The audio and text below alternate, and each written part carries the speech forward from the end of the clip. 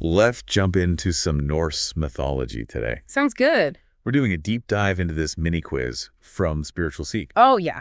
They always have some interesting questions in their quizzes. You know it. So we're going to go question by question, give you the multiple choice options, and then really unpack the answers. I like it. And make sure this stuff sticks. Let's do it. Okay, question 1. Okay.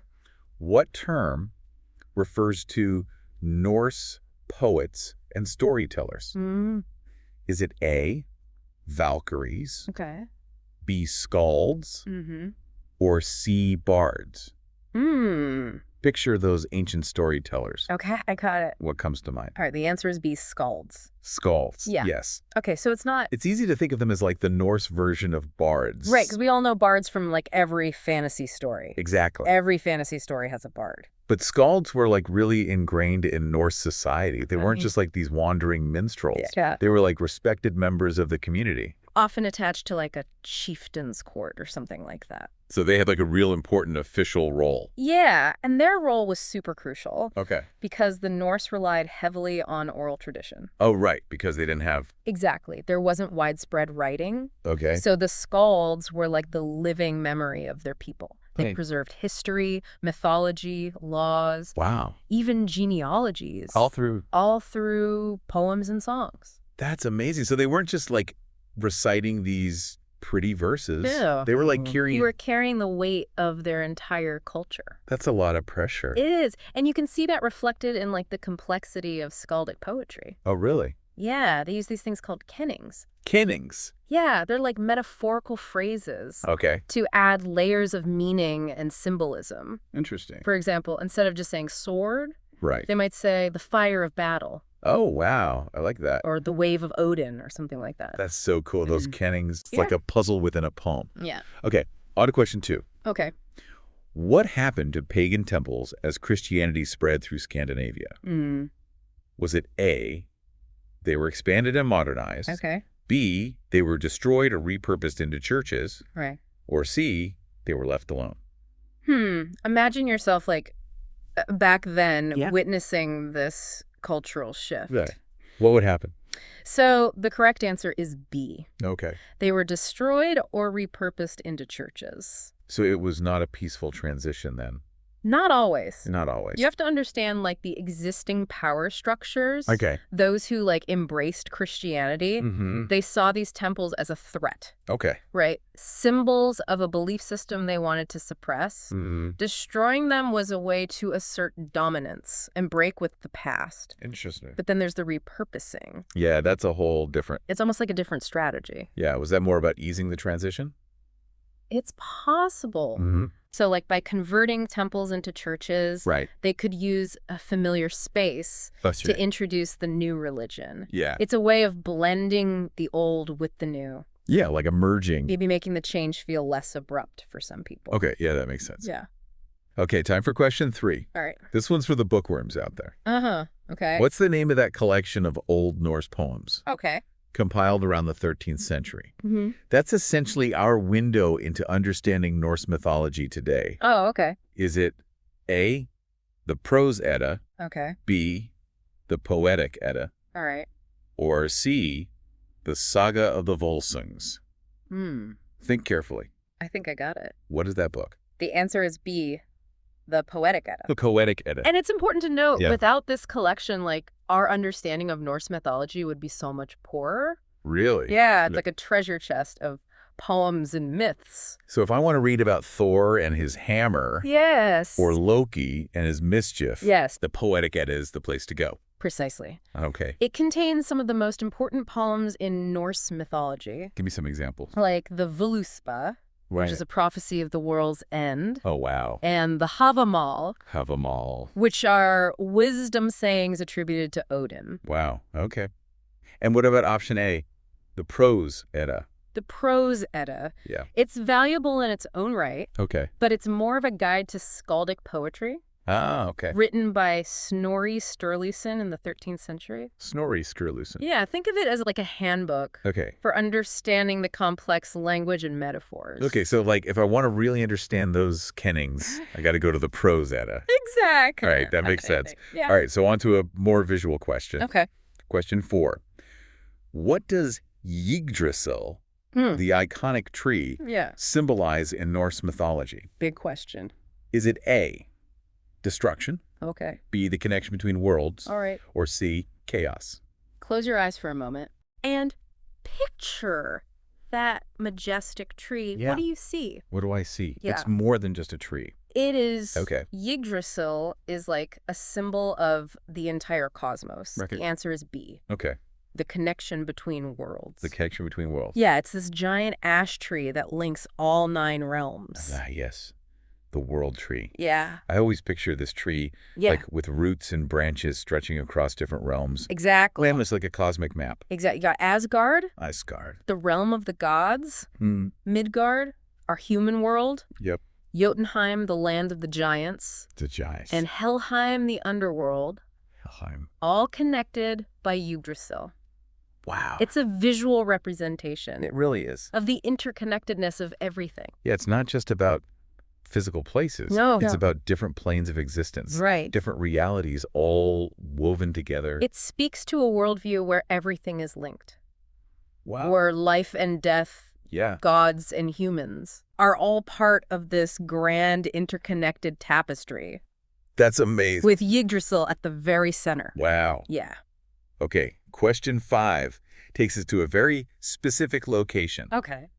Where is Mímir's well located? All right. Is it A, Asgard, Okay. B, Jotunheim, Right. or C, Midgard? Ooh, this is a good one. It's not just any ordinary well. Right. This is a well of wisdom. Yes, shrouded in mystery and danger. Ooh, danger. Yes, you're right to emphasize the danger. Yeah. Because Mímir's well is located in B, Jotunheim. Jotunheim. The land of the giants. Oh, so it's not a place you just want to like stumble upon for a casual drink of water. No, you don't want to do that. You're on a quest for knowledge. Yeah. You hear whispers of this well. Yes. That holds profound wisdom. But it's guarded by giants in a land known for its perils. Exactly. Would you risk it? It's a classic quest narrative, isn't it? It really is. And that idea of risking something for knowledge is so core to Norse mythology. It's really interesting. Yeah. Speaking of risks, here's our final question for this section. Okay. What does Odin the All-Father sacrifice at Mímir's well to gain knowledge? Ooh. Is it A, his hand, B, his eye, or C, his heart? This one really gets to the heart of what the Norse valued. It does. The answer is B, his eye. His eye. Odin, the god of wisdom, was willing to pay a steep price for knowledge, even sacrificing a part of himself. Wow, that's a powerful image. It is, giving up his eye to drink from the well of wisdom.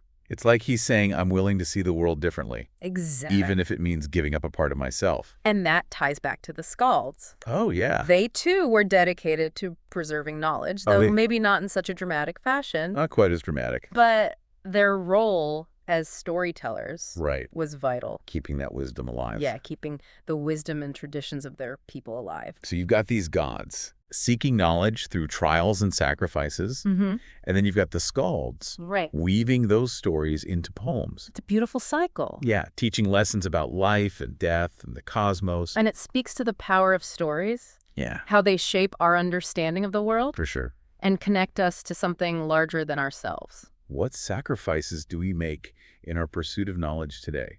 That's a good question. Maybe not a physical eye. Right.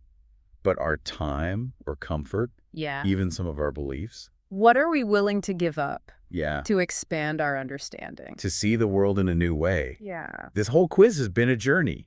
It has. Uncovering all these layers to Norse mythology. Who knew there was so much depth? I know, right? To these stories we might have heard as kids. Exactly. We think of them as simple tales. Yeah. But there's so much more. They are reflections of a culture's worldview. Right. Their values, their fears, their hopes. And in the case of Norse mythology, it seems to be all about courage, resilience, and this pursuit of knowledge. Even in the face of danger. They weren't afraid to stare into the darkness. Exactly. Confront the unknown. True wisdom often lies beyond our comfort zone. It does. In those places that challenge our perceptions. Yeah. Push us to grow. So listener, as we're wrapping up this deep dive into the Norse mythology mini-quiz from the Spiritual Seek, I want you to think about what image or concept from our discussion has resonated with you most. Was it Yggdrasil connecting all those realms? Yeah. Odin's sacrifice? The Skalds preserving their culture through stories? Whatever it is, hold on to that image. Let it spark your curiosity. Yeah. Maybe inspire you to explore Norse mythology further. Because this was just a taste. A glimpse into a vast and intricate world. And who knows what other treasures you might uncover. Now let's take this a step further. Right. If you had to sacrifice something to gain knowledge from Mímir's, well, what would it be and why? What a question. I know, right? It really challenges us. It does. To think about what knowledge is worth. What are we willing to give up? And what are we going to give up? To attain it. Yeah. Think about that. Yeah. And maybe it'll lead you to your next deep dive adventure. And if you're looking for some guidance on that journey, yeah, we've got you covered. We do. We'll be sharing some resources in the show notes. Everything from classic translations of the Eddas to modern interpretations and analysis. There's a whole world of Norse mythology waiting to be explored. From academic studies to fantasy novels to video games. Don't be afraid to dive in. You might be surprised at what you discover. Remember, these ancient myths are more than just stories. So true. They offer insights into human nature, the power of storytelling, and this enduring quest for knowledge. Keep exploring, keep questioning, and who knows, maybe you'll uncover your own hidden wisdom along the way. Yeah. It's like we've unlocked this secret door. And you know what's so captivating about Norse mythology? It acknowledges the darkness. The darkness. Yeah, the struggles. Okay. The inevitable end. Yeah. It doesn't shy away from the difficult parts of existence. Right. It's not all sunshine and rainbows. It's not. There's Ragnarok. Yeah, the twilight of the gods. The twilight of the gods. But even in the face of that, there's this resilience. And determination. To fight, to live fully, to seek wisdom. Right. Even when facing the end.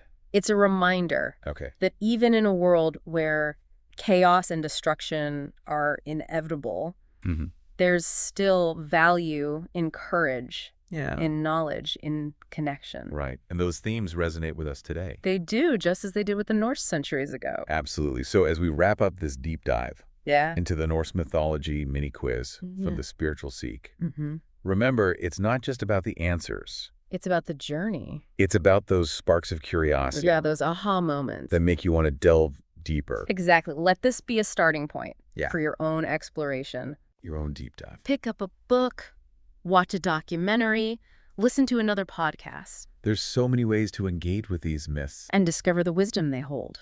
And who knows, maybe someday you'll be the one sharing your knowledge of Norse mythology. Passing it on. Weaving those stories into your own tapestry of understanding. That would be great. Until next time, happy deep diving.